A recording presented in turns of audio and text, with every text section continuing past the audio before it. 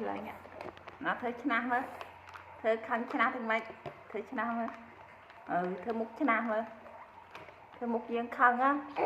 thấy mà thấy mục đưa đi mà mục đưa thấy khăn áo ấy nó hả thấy khăn áo hay đặt đây thấy tâm cái mày nó thấy mà đặt đây tâm cái mà đó đặt đây tâm cái đó